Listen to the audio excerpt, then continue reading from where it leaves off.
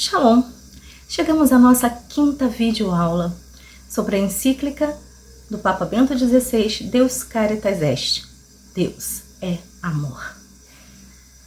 Estamos continuando o estudo da parte 2, que fala sobre Caritas, a prática do amor pela Igreja enquanto comunidade de amor.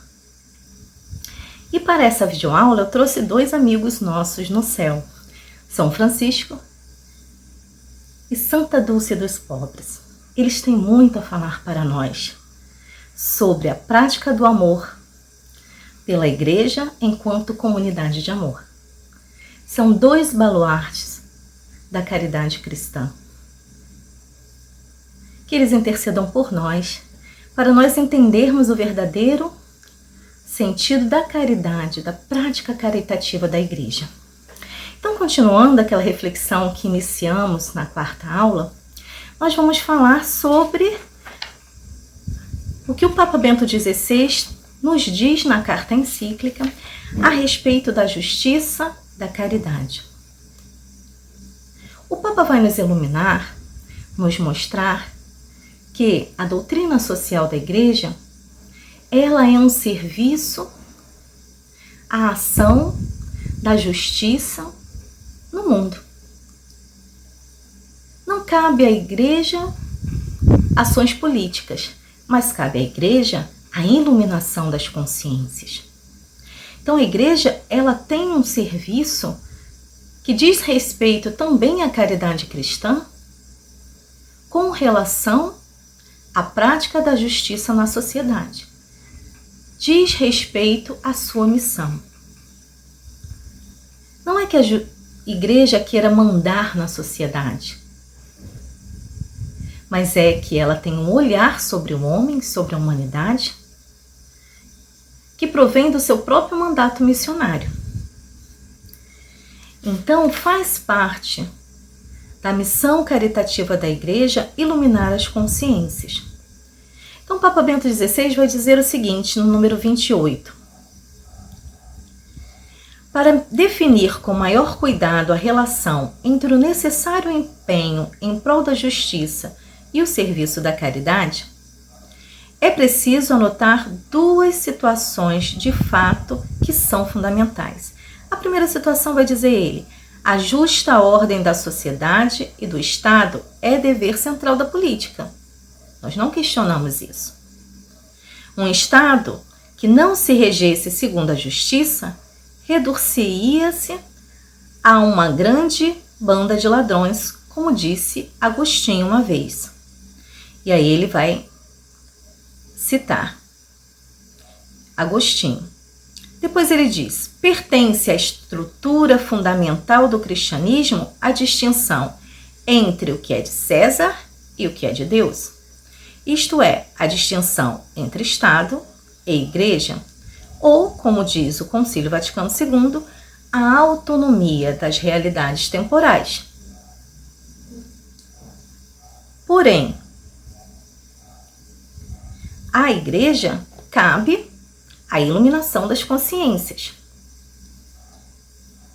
A política, diz o Papa, é mais do que uma simples técnica para a definição dos ordenamentos públicos. A sua ordem e o seu objetivo estão precisamente na justiça. E esta é de natureza ética. Assim, o Estado defronta-se inevitavelmente com uma questão: como realizar a justiça aqui e agora? A esta pergunta pressupõe outra ainda mais radical: o que é a justiça? Isto é um problema que diz respeito à razão prática.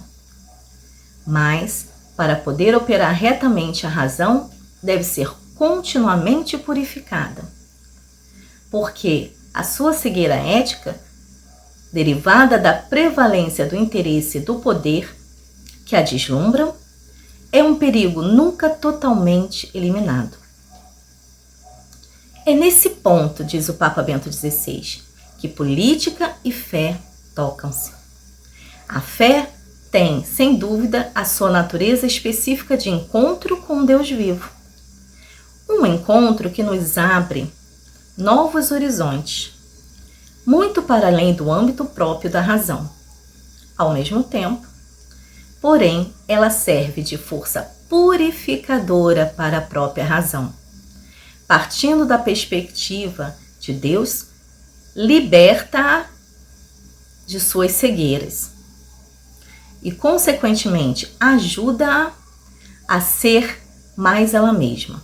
A fé consente a razão de realizar melhor a sua missão e de ver claramente o que lhe é próprio.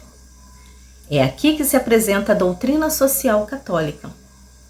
Esta não pretende conferir à Igreja poder sobre o Estado, nem quer impor àqueles que não compartilham da fé católica a sua perspectiva e formas de comportamento, que só pertencem aos católicos. Deseja simplesmente contribuir para a purificação da razão e prestar a própria ajuda para fazer com que aquilo que é justo possa, aqui e agora, ser reconhecido e depois realizado.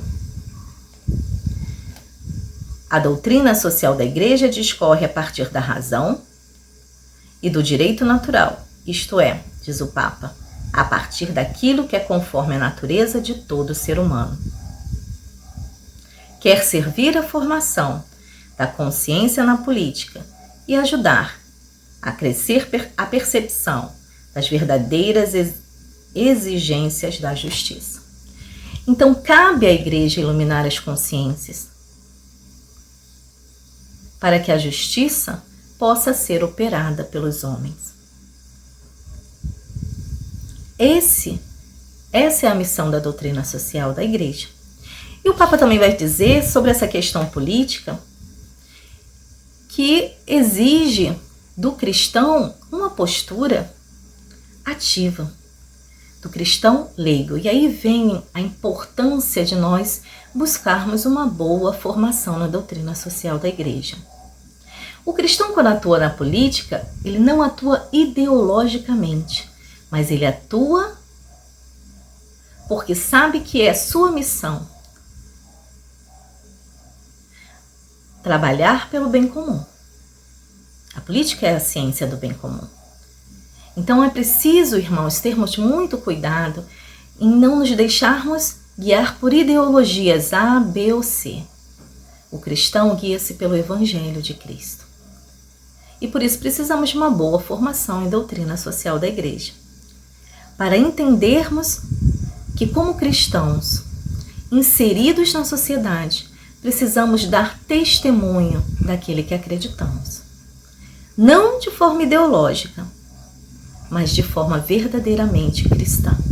E aí o Papa vai dizer, no número 29, o dever imediato de trabalhar por uma ordem justa na sociedade é próprio dos fiéis leigos. Estes, como cidadãos do Estado, são chamados a participar pessoalmente da vida pública. Quando eu, enquanto cristã, participo da vida pública, o faço como cidadã que sou e preciso impregnar a realidade onde estou inserida, no caso a vida pública, a vida política, dos valores cristãos. São eles que nos regem, não são os interesses políticos, de poder ou ideológicos. Por conseguinte, continuou o Papa, é missão dos fiéis leigos configurar retamente a vida social, respeitando a sua legítima autonomia, cooperando segundo a respectiva competência e sobre a própria responsabilidade com os outros cidadãos. Embora as manifestações específicas da caridade eclesial nunca possam confundir-se com a atividade do Estado, no entanto, a verdade é que a caridade deve animar a existência inteira dos fiéis leigos e, consequentemente, também a sua atividade política vivida como caridade social. A sua atividade política vivida como caridade social. É um mandato também missionário. O que nos motiva como leigos é a caridade social. Aí o Papa vai sublinhar algo que para mim é muito importante.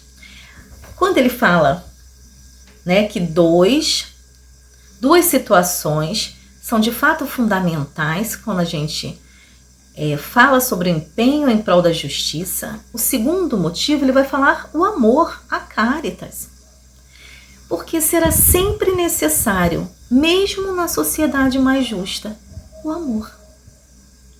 Então o Papa ele vem sublinhar que mesmo numa sociedade justa, por exemplo, ele está inserido na realidade europeia. O Papa ele é europeu, Papa Bento XVI, nosso Papa emérito, Bento XVI, ele era europeu, alemão, estava em Roma, no Vaticano, inserido numa realidade europeia, teoricamente, onde existe mais justiça social em países desenvolvidos. Mas ele vai dizer que mesmo numa realidade que se diga justa e seja comprovadamente justa, sempre será necessário o amor, a caritas. Não há qualquer ordenamento estatal, diz o Papa, justo que possa tornar supérfluo o serviço do amor. Então, o serviço da caridade social na igreja nunca deixará de ser necessário, mesmo num país politicamente justo. Mesmo num país onde não existam pobres, se existe esse país. Porque mesmo a gente sabe que mesmo nos países europeus existe a periferia. É claro que o pobre de lá é diferente do pobre da África, mas naquela realidade ele é pobre. Então, mas não é só o pobre material que o Papa está nos chamando a atenção. Existe o pobre espiritual. O pobre espiritual que padece pelo desconhecimento da pessoa de Cristo. Padece pelo desconhecimento do Deus que é amor. Então, sempre haverá a necessidade do serviço, da caritas, serviço do amor. Quem quer desfazer-se do amor, prepara-se para desfazer-se do homem, enquanto o homem, diz o Papa. Sempre haverá sofrimento que necessite de consolação e ajuda. Haverá sempre solidão. Existirão sempre também situações de necessidade material, para as quais é indispensável uma ajuda na linha de um amor concreto ao próximo. Um Estado que queira prover a tudo e a tudo se assambarque, torna-se no fim das contas uma instância burocrática, que não pode assegurar o essencial de que o homem sofredor, todo o homem, tem necessidade, a amorosa dedicação pessoal. Então, a caridade cristã sempre parte do homem e de sua necessidade espiritual. Por isso, a diferença de uma instituição caritativa da igreja para uma ONG. Quando nós temos uma instituição caritativa da igreja, ela não tem as mesmas características, não pode ter de uma ONG. Por quê? Porque a ONG parte, talvez, da sensibilidade dos seus membros, dos seus fundadores, parte de um desejo de ajudar o próximo lícito e belo, parte de uma ideologia. Mas o serviço caritativo da igreja parte do mandato missionário de Deus. Parte do entendimento cristão, da experiência cristã com o amor de Deus. O mandato de Cristo de amar ao próximo como a nós mesmos. Então, a caridade cristã sempre parte do homem e da sua necessidade espiritual. Qual é a maior necessidade espiritual do homem? O conhecimento do Deus, amor. uma experiência com Deus. Então, qual o perfil da atividade dos serviços caritativos da igreja? É este: levar ao homem, saciar o homem na sua necessidade imediata, motivado pelo amor ao próximo, como resposta ao amor de Deus. E levar este homem ao conhecimento do amor de Deus. Então, nosso serviço tem características específicas. O imperativo do amor ao próximo é necessário estar inscrito nas nossas ações caritativas. A força do cristianismo propaga-se, diz o Papa, para além das fronteiras da fé cristã. É um serviço ao próximo, como o bom samaritano fez, independente das condições, sejam políticas, sociais, religiosas, que envolvem aquela pessoa.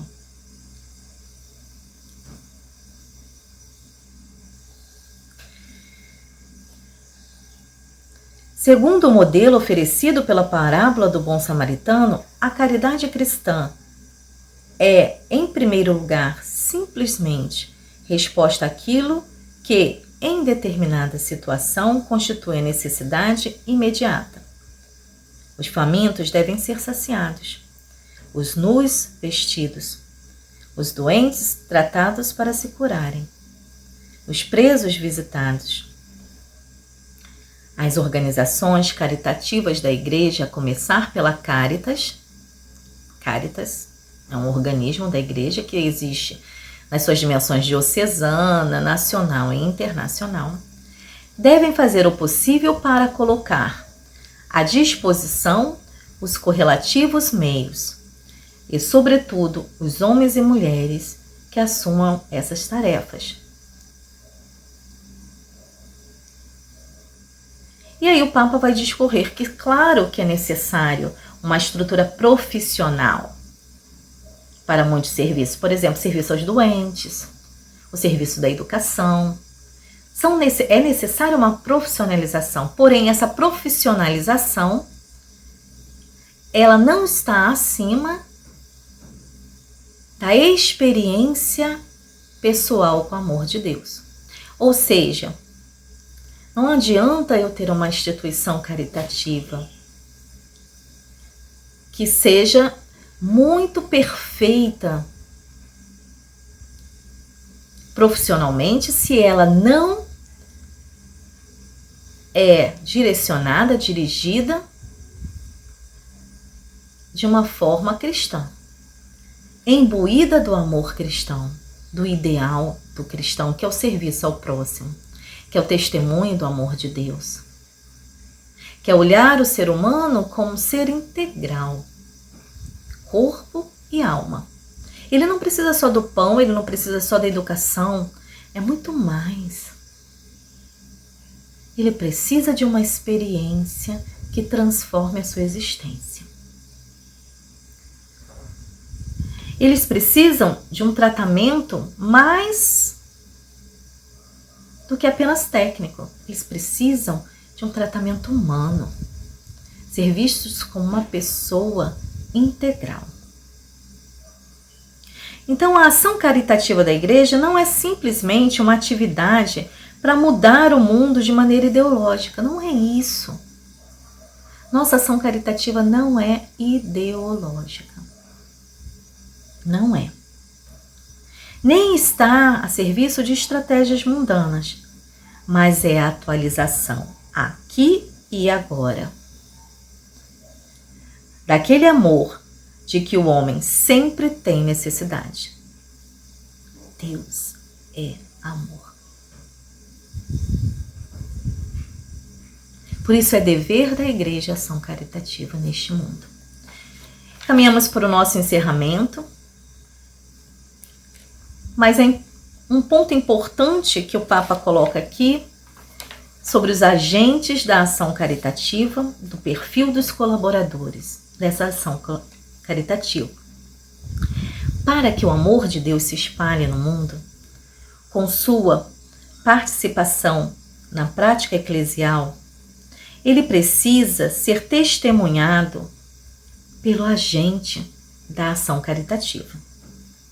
O colaborador de qualquer organização caritativa católica deve querer trabalhar com a Igreja e, consequentemente, com bispos responsáveis eclesiais, para que o amor de Deus se espalhe no mundo.